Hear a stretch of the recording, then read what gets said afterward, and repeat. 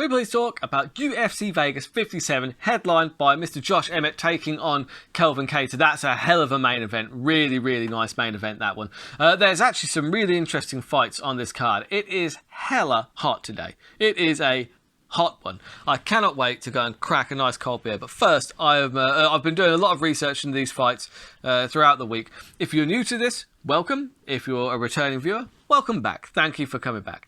Basically, what I like to do with the UFC events is I'm a massive MMA fan. I'm a huge MMA fan. I watch a lot of fights, and I like talking about mixed martial arts, which is why I do this. I like to talk into the void because I just like talking about MMA, the UFC in particular, because in my opinion, and most of others, it is the premier organisation. So what I do is I break down the fights. I have a look at how each fighter in each fight that I pick out wins and loses generally, opportunities that might be presented by their opponent's style that week, and like I said, I put in all the research, and then what I do is I look for a bet that's got some nice long odds, but generally speaking they won't come off. You should definitely take the research into account and make better bets than I do, but obviously most of the time the odds are quite short on the bets that are going to come off because the bookmakers generally know what they're talking about. So what I like to do is I like to keep the stakes low, the odds long, and the bets terrible. Because for me, it's like I bet purely for fun. It's purely for fun, and I do what I like to call an MMA scratch card. I put all these things together onto an accumulator, and then it's like having a scratch card, except you get to watch people punch each other in the face whilst you're scratching it off. What's not to like about that? Let me know in the comments. What are you doing as your MMA accumulators on this event? I'm always interested to see it. I'm interested to know. So anyway, let's get cracking with the Burt Locker Fights in 15 for UFC Vegas 57.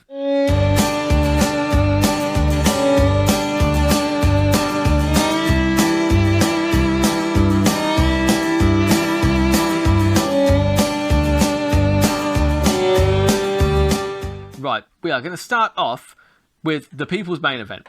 Now, if you're an MMA fan, a UFC fan, you probably already know which fight I'm talking about. I'm, of course, talking about Donald Cowboy Cerrone taking on Joe Lauzon. And this is 155 pounds. That's an important distinction because actually, that's important because Cowboy, he's not had the best run at welterweight. He tends to go win, loss. Anyway, he tends to struggle a little bit size-wise because he's a little bit of a tweener, honestly. But he doesn't struggle to make weight for 155, so he probably should stay at 155. He tends to have much more success there. And then you've got Joe Lauzon, who needs no introduction to if you're an MMA fan. He has been going strong since he fought Jens Pulver in his debut. I forget when that was, probably 2005, I think. I don't know. Either way, it was quite a long time ago. He was instantly on the map because he put on a great performance against Jens Pulver, who's like one of the greatest to ever grace the lightweight division. First ever lightweight champion, I think. And anyway, both of these guys are absolute legends of the sport, and the reason that MMA fans are going to enjoy the hell out of this fight because finally they're meeting. To my knowledge, they haven't fought each other before, barring grappling contests and things like that, if they've even encountered each other there. But to my knowledge, from what I can tell, they haven't fought each other before, which is bizarre considering how long both of them have been going. And both of them are crowd favourites. Both of them put on exciting fights time and time again. Both of them are just they're kind of they're pillars of the MMA world. Like everyone knows who they are. If you're an MMA fan, you know who both of these guys are. You're more than familiar with them, and they're both coming towards the end of their career. So they're fighting at a point where both of them they're probably got a handful of fights left each, or between them. It's going to be a shame to see them hang it up, but it's brilliant that we've got this fight put together. I cannot. This is my main event. I cannot wait for this one. And the other thing that makes it interesting for me is that there are so many different ways that this one could go. Because I'm going to start off with Cowboy Cerrone. Cowboy Cerrone, obviously, look, he's had his share of losses recently, but you've got to remember that he fights anybody and he is more than capable of taking people out. His Muay Thai is fantastic. We know that, right? His grappling is actually a little bit underrated as well. He's very, very good at getting those rear naked chokes in. I think I think he finished Dan Kelly with a rear naked choke. I can't quite remember, but I think that was Cowboy's first fight in the UFC. But you look at who he fought in WEC as well, likes of Benson Henderson. There's a massive list of guys that he fought in the WEC, where it's like, yeah, he was fighting very high level competition even before he made it into the UFC, and he basically fights killer after killer after killer after killer. And some of the time he sends him back. I think, what was it, Alex Hernandez? He sent packing fairly recently, and everyone, he was a massive underdog, and people were thinking, Cowboy's done, but he's not really. He's still fighting as good as he ever has done. He just tends to run into these killers from time to time. And the thing I like about Cowboy is his striking is so crisp, so good. The only problem is, to get to that crispness and the snap and the speed, he tends to take a little while to warm up. And that could be a real issue against Joe Lauzon. Now, Joe Lauzon, he can finish a fight from anywhere. He is a finisher as well. He finishes fights. Like, he finishes them early as well. But that's a key point. Could be a real problem for Cowboy. Because 18 of his 28 wins are not just a finish, a first round finish. And he can get submissions. Like, his submission game is brilliant, because it's not like by the book.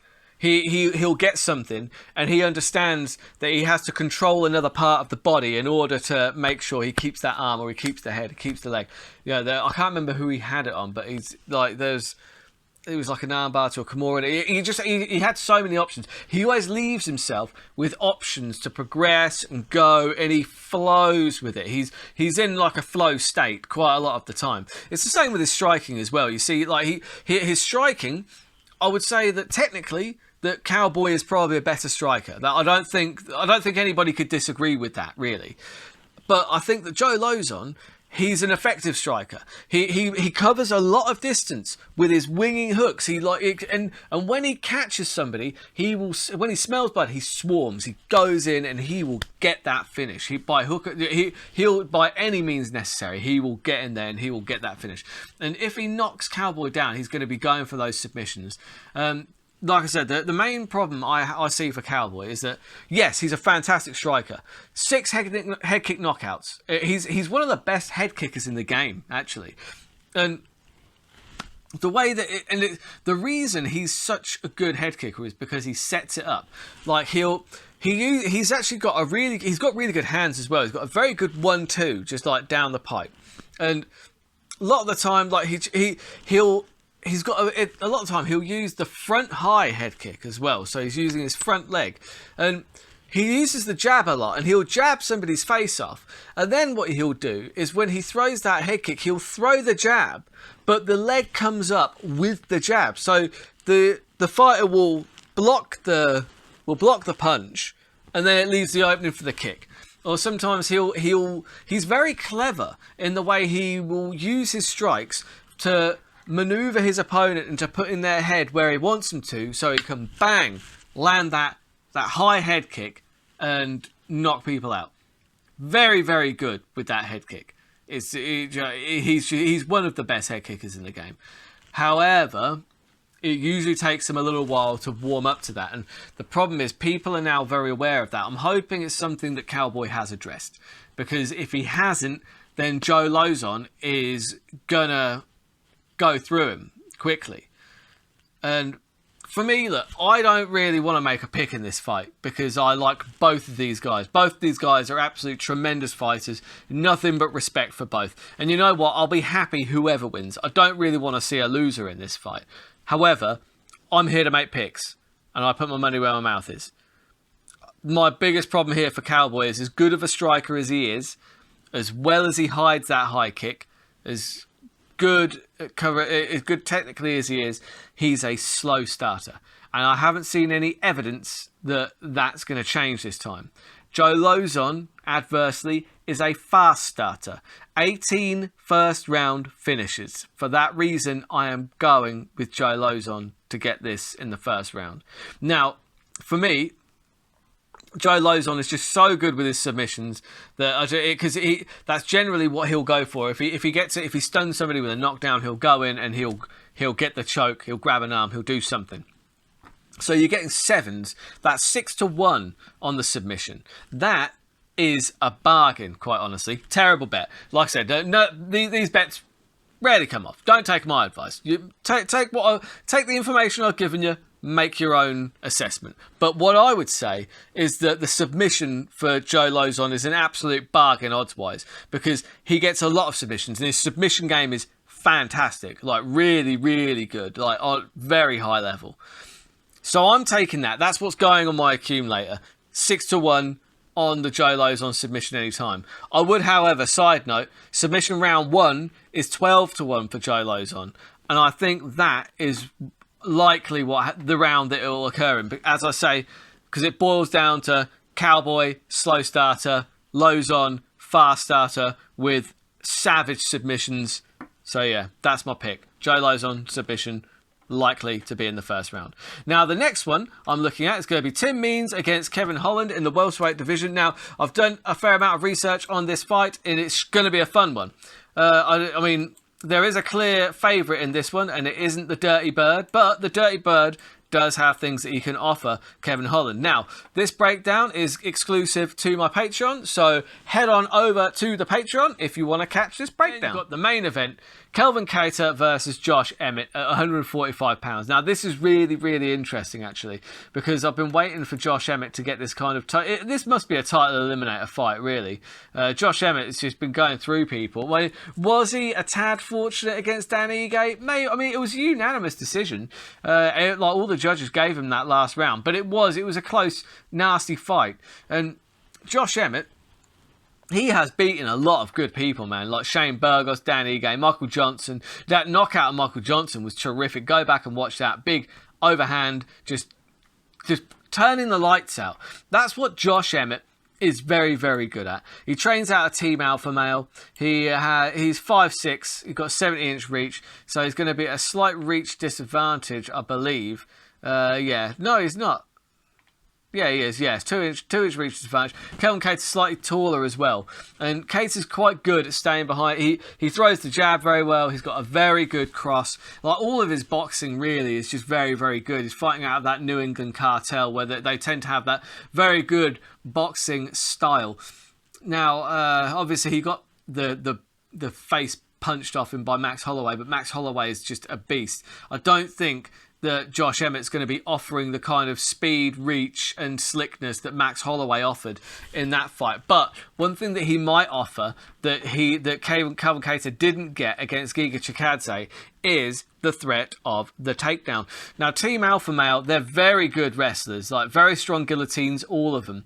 And when you combine that with his looping shots that just turn the lights, he's got ridiculous power. For featherweight, Josh Emmett's like a big, like thick dude. He's got so much power. But it's just whether he can connect with Kelvin Kattar, who is going to be the slightly better boxer, I believe, and his footwork is going to be a little bit better. But again, the problem is that you've got the threat of the takedown. Now what... The advantage of Josh Emmett's style in his looping punches and where his punches come from is that he punches in the same way that he shoots for a takedown, really. He goes nice and low. He's got a very low stance, goes nice and low, and his punches come bang, bang, bang, over the top. More often than not, apart from when he knocked down Bektic with a jab, basically. And that's a testament to the power that Josh Emmett possesses, because he basically knocked Bektic out with a jab. Like, that was what led to the finish, because he just boop, and Bektic was down. And that's the power that he has in his hands. So imagine he does that with a jab. Imagine if he hits you with one of those big loaded up punches. That's why Michael Johnson's lights went out, right? He has got power that must be respected by Kelvin Kattar. But Kelvin Kattar cannot sleep on that power, or he will be going to sleep. That's a fact. The problem here is Kattar's a very slick boxer. I don't think that Emmett is going to be slick enough on the feet to just stand and box with Kelvin Kattar. But I don't think he's going to, honestly. I think he's going to mix in those takedowns, because this is the problem. That one thing that Kattar might have is he might be thinking, okay, like, you know, he's not going to try and stand with me, so there's every chance he's going to try and wrestle me. And that's when the hands are going to go down. And that's the advantage of the wrestlers using those big looping shots. It's why a lot of the time they have so much success with them. Because a lot of fighters will think, oh God, he's shooting him for a takedown. But he throws his punches the same way he shoots in for takedowns. And for that reason, those hands go down, you eat one of those shots, that's it. You're done. Lights out. And that's where Josh Emmett has found so much success, especially recently. You've got to feel like at 37 years old, Emmett is kind of nearing, not the end of his career, but he's definitely got to, if he's going for the title, it needs to realistically start being now, especially at featherweight. 37's getting up there for a featherweight. You know, it's, Kattar's no spring chicken either, really. He's 34. That's, you know, for a featherweight, that's not young.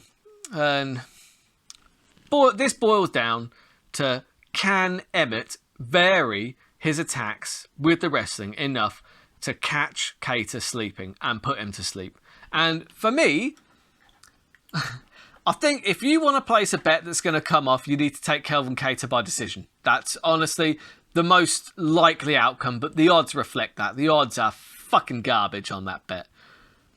And I don't like placing safe bets. For me, I'm rolling the dice on Josh Emmett being able to vary his attacks just enough to kind of disrupt the rhythm just enough so that when he fakes that takedown shot and loops over the top with that big swinging overhand left, he catches Kelvin Kattar, and with that power that Josh Emmett possesses, puts him to sleep. That is what my money is going on.